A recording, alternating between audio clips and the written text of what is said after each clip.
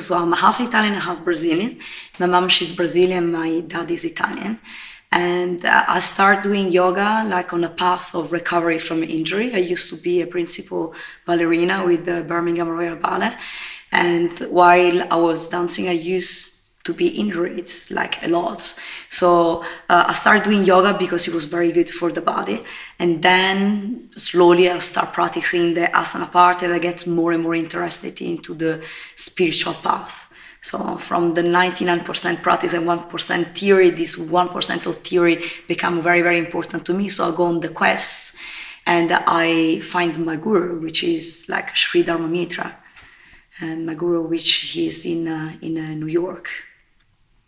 And where do you teach? I teach in Birmingham. I teach in Birmingham and in London mainly. So I'm based in England, but I travel a bit around the world, and I offer like workshops and masterclass, and I try to spread the teaching of my guru like around the world. Okay, can you tell us a little bit about what the Dharma Yoga main characteristics are, just that for who doesn't know about it but is in the yoga path can have an idea of what are the main like key elements? Dharma yoga is a system, very classical system of Hatha Raja yoga. So it will include like a asana parts, it will include a pranayama, meditation and chanting. The base is like on compassion. So without yamas, there is no yoga. Without ethical rule, there is no yoga. There is a healthy lifestyle. So you need to be a vegetarian or a vegan if you follow like the Dharma yoga. And is a healthy like lifestyle. So clear mind, healthy body, and a kind heart. So that is the most important. It is a devotional practice. So in Be Devotional, there is a complete surrender of the ego, and we offer our practice towards the greatest energy. So we transform our asana practice into a devotional act. Every pose is an offering towards, it can be like the Almighty One, or in the end is what is already inside ourselves, because I am God and God is me, I'm you and you are me, and it is like the Soham. And concerning the asana practice of Dharma, is there like a pre-built sequence, or it changes from class to class? So Sri Dharma has probably 5 different sequences. There is like a Dharma Gentle, Dharma 1, 2, 3, and 4. And then later on, when you study long enough with the guru, then he allowed you to teach masterclass, which means you can teach a class. We have a framework. The framework that you want us to follow is simply like Surya Namaskar. You need to be there to warm up the body. And then there are certain poses that we always need to do, which they are the king of the pose, like a headstand, then the queen, which is the shoulder stand, and then a fish pose, and then pranayama and meditation. So they are the only things they want us to do. Of course, there are 908 poses. He's very, very famous for his poster of 908 poses. A lot of poses he invented themselves. A lot of them, they are based on different lineages. So he told us the whole story of how he actually did the poster. And it was on his own. It was like a devotional act. It was an offering towards his guru, Yogi Gupta, which was actually the first yogi that brought Hatha yoga in America. Sri Dharma, he was actually, he's a Brazilian, he is Brazilian, and he was in the Air Force. And he was injured for a long time with his knee, and he was in bed. During his injury, he started to do a lot of meditation. Then he followed his brother to New York, and he met Yogi Gupta, and he followed the path, of Yogi Gupta. And 10 years later, he opened his own school. And then he created his poster to thanks to thank you, like his guru, and he became very, very famous. A lot of people, they actually have the poster and they don't know that he's actually Sri Dharma Mitra. And he told us the story how he actually took the pictures one by one. He was on his own, and he had actually a very small Nikon camera, very old-fashioned, that he had a little pump that you need to click, and he had the pump inside his mouth. So he practically would set the camera and then run, click with his teeth, and then spit the little pump out and being in the pose. And a lot of position, you need to do it poses, you need to do many, many times before he actually could catch himself in the right position. It wasn't like now. What years was this? Oh, that was, I mean, he's 78 now. So he was around, I think when he was around probably like 33 or something, 33 years old. And how many years ago did you started studying with Dharma Mitra? 4 years ago, actually, met Sri Dharma. I always was very interested by his lineage. I started like with Ashtanga Yoga with Michel Bernard, and I did my first 200 hour, 500 hour in Ashtanga, and with David Swenson as well. And then I'll move a bit more towards like the spiritual path, and with the quest to self-realization that is, like the real goal of life.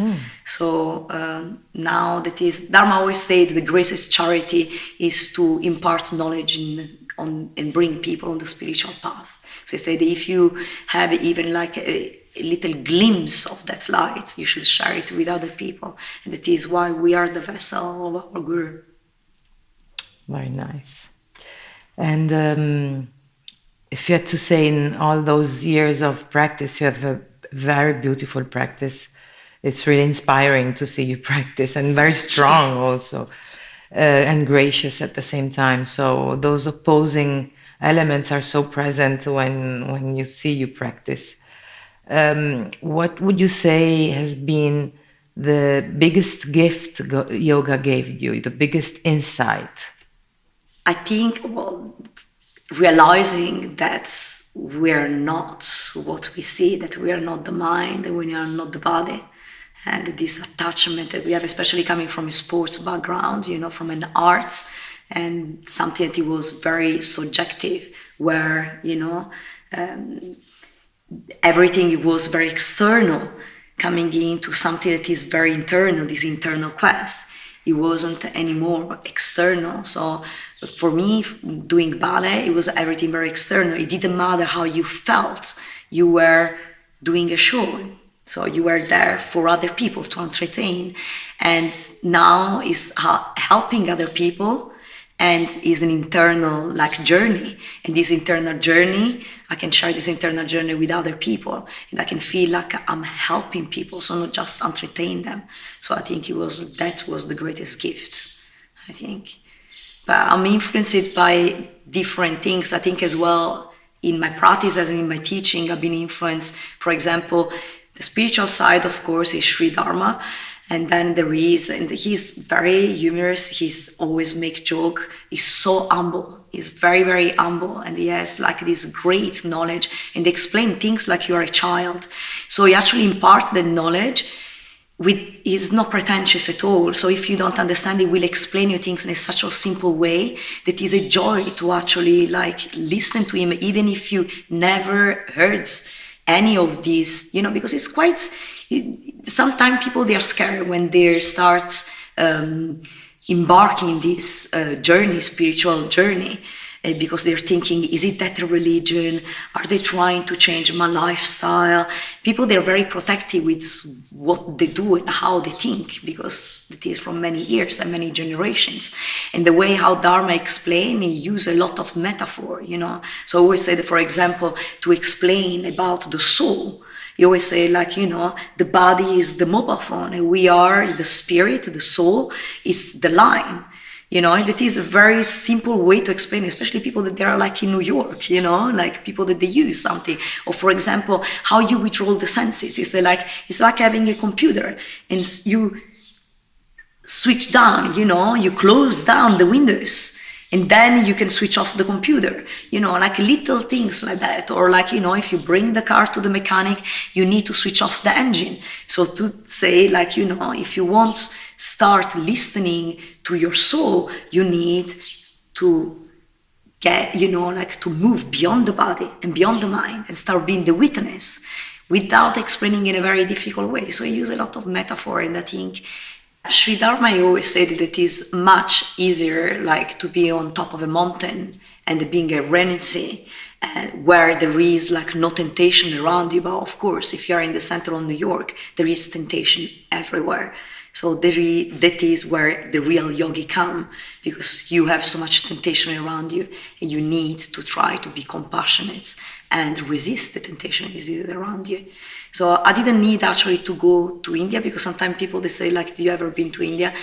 My guru, he was there in the center of New York City. Now, you don't teach only Dharma yoga. No. You teach also other styles. Can you tell me a little bit about this? Yes, I teach Rocket Yoga. Larry Schultz is the founder of the Rocket Yoga, which is a dynamic style of yoga. Larry was a student of Pattabhi Joy, and he was for many years a student of Pattabhi Joy. And then he created this routine to give the Westerner the ability to make the whole series. So he gave a lot of modifications and variations for the Ashtanga. So Ashtanga sometimes can be quite hard for someone that sit on a chair the whole day. So for the Westerner, it was really, really hard, because they didn't have like open hips. In the Western world, we sit at 90 degrees, we eat at 90 degrees, we drive at 90 degrees, we're at the desk at 90 degrees. So they don't have that flexibility of the joints. Like, for example, it would be like a young Indian like boy that's, from really early age, they do this physical practice. So it's a very fast practice. So it's an Ashtanga based practice, but it's at a fast pace. The Rocket 1 is very similar to the primary series.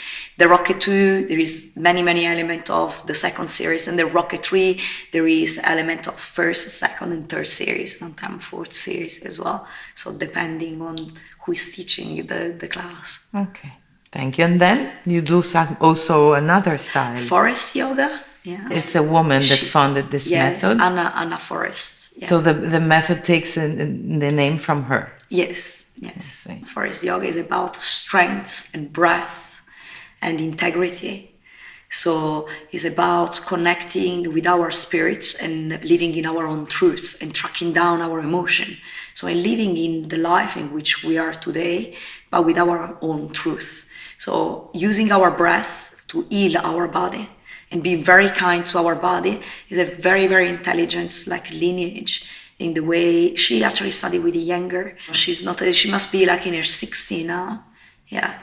Incredible practitioner and very kind human being. She has a very distressed background, and she's helping many people around the world. She call it like mending the loop. She wants people to walk in beauty. Everyone deserves to live a life and regain their freedom and regain, the joy of living. So the practice is a very soothing practice. It feels very good. It feels very, very nice. Everything feels very nice. But at the same time, there is a lot of emphasis on the core strength. The leg, they're always active. The feet, they are active. The spine, there is an elongation of the spine. It's a very safe practice. It's very good for people that they are injured. They are very good for people even that they are pregnant. It's a very long-last practice. You can practice this lineage for many years. And in your daily own practice, yes. What do you do? It's a bit of mix. It's a bit of mix in my own self-practice. Generally, I practice what I'm teaching. So, for example, if I'm teaching Dharma yoga, my practice, it would be a Dharma-like practice. If I'm teaching rocket, it would be a rocket. If I'm teaching forest, it would be forest. And on the day you don't teach? I Probably like a bit of everything. I probably warm up with forest, as she has like these wonderful, like, poses that she creates for warming up. And I do all the core work, which is as well like forest.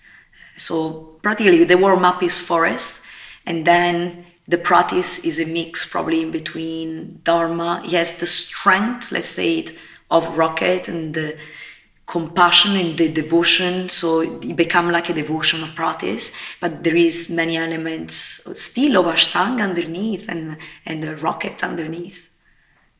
Yeah. So a bit of everything. Yes. Okay, so I wanted to thank you very much for coming here at Agricola Samadhi as a guest of Yoga and Salento Association, and I really hope you will come again. Thank you for inviting me here. It was a pleasure. Thank you very much for being here.